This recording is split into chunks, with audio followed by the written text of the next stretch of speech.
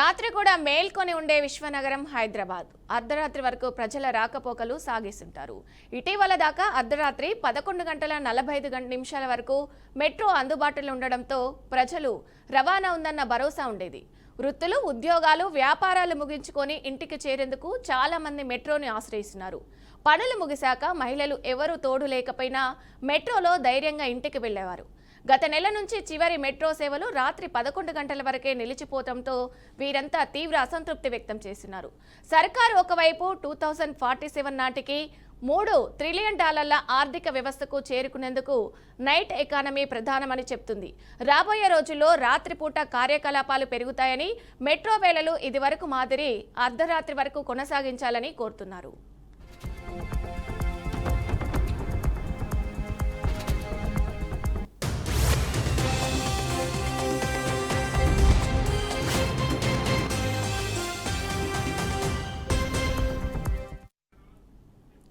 ఢిల్లీలో అర్ధరాత్రి 11:30 వరకు చివరి మెట్రో అందుబాటులో ఉంటుంది. ఇక ముంబైలో కూడా అదే అర్ధరాత్రి 11:50 వరకు మెట్రో సేవలు అందిస్తుంది. మన దగ్గర సైతం అక్టోబర్ వరకు రాత్రి 11:45 వరకు ప్రయోగాత్మకంగా నడిపారు.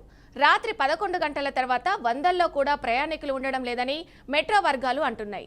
వేళలు పొడిగించడం ద్వారా నిర్వహణ ఖర్చు కూడా పెరిగిందని చెప్తున్నారు. మెట్రో లేక ఆటోలు, క్యాబ్లను ఆశ్రయిస్తే జేబులకు చిల్లు పడక తప్పదని రాత్రి ప్రయాణం చేసేవారు ఆందోళన చెందుతున్నారు. మెట్రో అర్ధరాత్రి వరకు నడిపేలా చూడాలని ప్రభుత్వాన్ని కోరుతున్నారు. ఇక నైట్ ఎకానమీ పెంచే ప్రయత్నంలో ఉన్న సర్కారు రాత్రిపూట ప్రజా రవాణాకు తొలుత విస్తృతం చేయాలని రవాణా రంగ నిపుణులు సూచిస్తున్నారు. ఇక ప్రజల భద్రతా రీత్యా కూడా చాలా అవసరమని చెప్తున్నారు.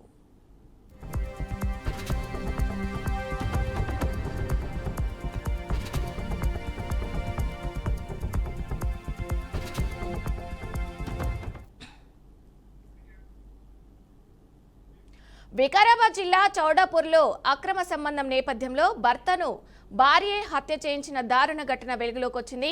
ఇక చౌడాపూర్కు చెందిన కర్రె కవితకు అదే గ్రామానికి చెందిన దాసరి రామకృష్ణతో కొన్నేళ్లుగా అక్రమ సంబంధం కొనసాగుతుంది. ఇక ఈ విషయం తెలిసిన భర్త రత్నయ్య భార్యను మందలించడంతో అతడిని అడ్డుగా భావించిన కవిత ప్రియుడు రామకృష్ణతో కలిసి హత్యకు పథకం పన్నింది.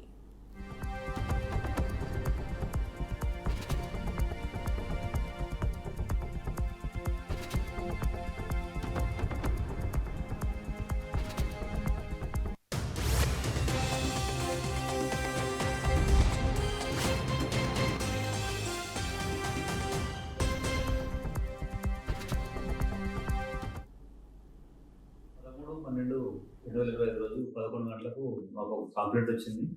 కవిత అనే ఆమె కంప్లైంట్ ఇచ్చింది. దాని సారాంశం ఏమంటే, ఆ భర్త రత్నయ్య ఉదయాన్నే 5:30 గంటలకు పొలం వద్దకు పాల కోసం వెళ్తున్న క్రమంలో ఏదో గుర్తులేని వాహనం గుద్దడం వల్ల అతను చనిపోయినట్టుగా మాకు కంప్లైంట్ వచ్చింది. దాని మీద మేము కేసు నమోదు చేసుకుని విచారణ చేయడం జరిగింది.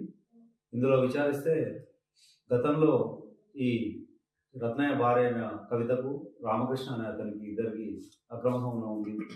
ఈ అక్రమ సంబంధం విషయం తెలిసి భార్యను అతను మందలించినట్టు ఈ విషయాలు విచారణ వెళ్ళలో భాగంగా ఈ రామకృష్ణ ట్రాక్టర్తో బుద్ధి చంపినట్టుగా మాకు విచారణలో తెలిసింది.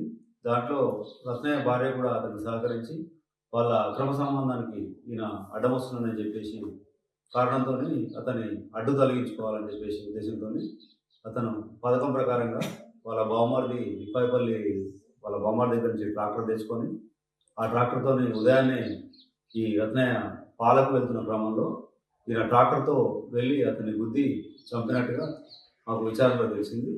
ఈరోజు రామకృష్ణను, రత్నయ్య భార్య అయినటువంటి కవితను ఇద్దరిని అరెస్ట్ చేసి కోర్టు.